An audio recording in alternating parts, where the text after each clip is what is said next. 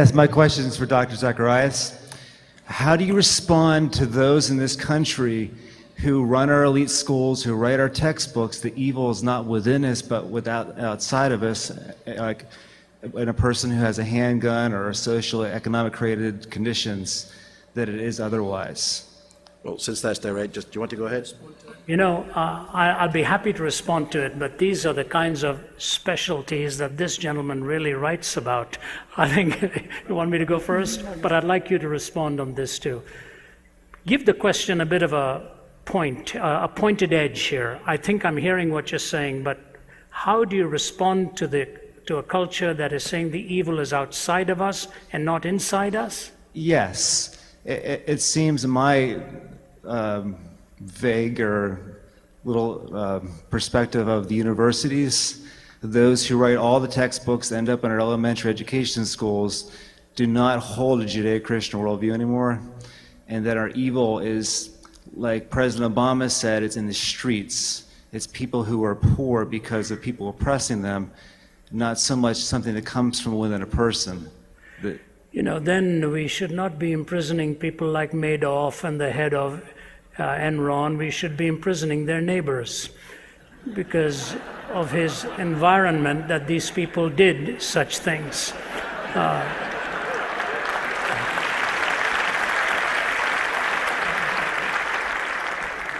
These things have partial truths in them, and I said it in a bit of a flip off the cuff manner, and what they're really trying to say is that we are oftentimes the product of our environment. And I won't name the countries, but my wife and I were visiting there where there's a constant war going on in the border there, and we were pointed to a man who took his 12-year-old son up to the hill every day. Every day. He would take his boy right from the time he was a little boy, take him up to the top of the hill and point to the country across the line there, and he said, your whole goal in life should be to kill as many of those people in that country as you possibly can.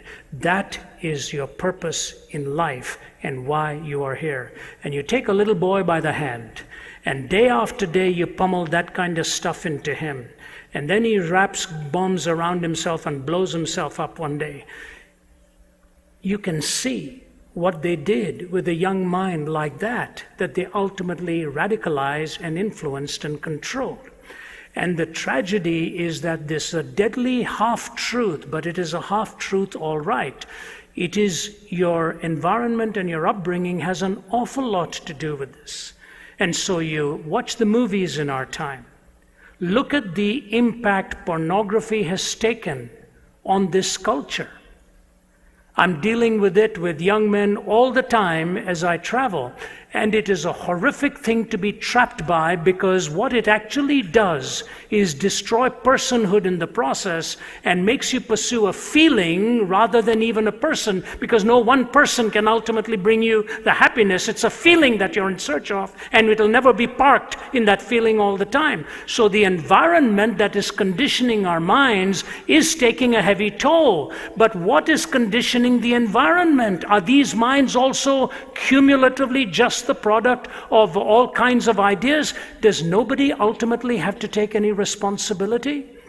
There was a great case in India recently, and in that case the head of a large IT company, one of the largest, which is actually called Satyam, which actually in that language means truth.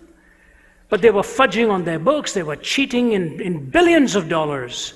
And finally he was caught, and he's in jail now. And here's what he said: my problem is this: I was riding this tiger of deceit for so long, I was afraid to get off lest it eat me up. It was not his environment.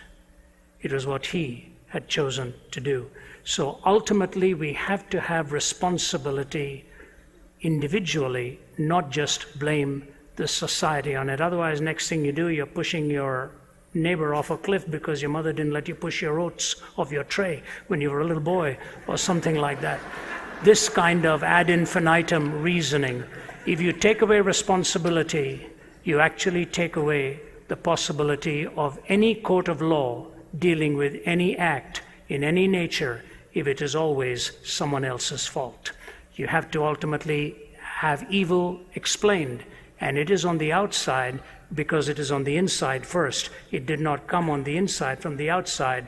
All that is within you is evil, and all the list that God gives to us comes from the heart of man. That's what really defiles. Any thoughts on that, Oz?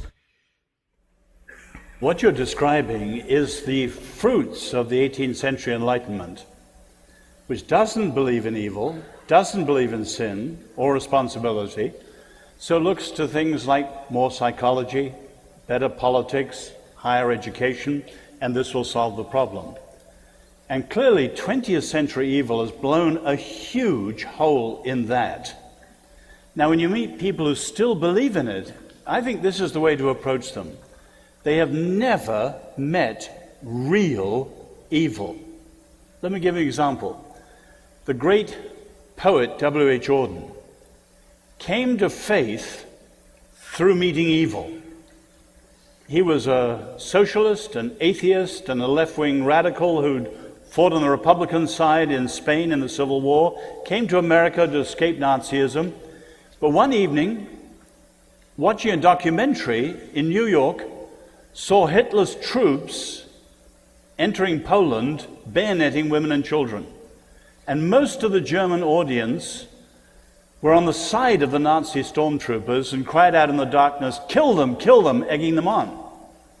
And Auden said, in 2 minutes, my whole worldview was turned around. On the one hand, I knew we were evil. I was looking at something that no psychology, no education, and no politics could ever change. This is radical evil. But then he said, I realized as a European intellectual, I'd spent all my life removing the absolutes. Everything's relative.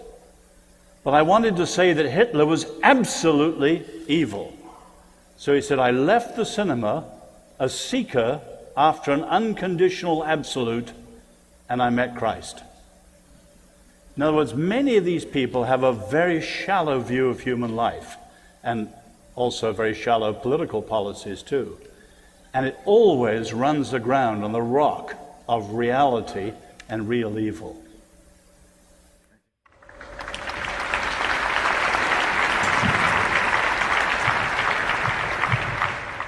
Yes, young man.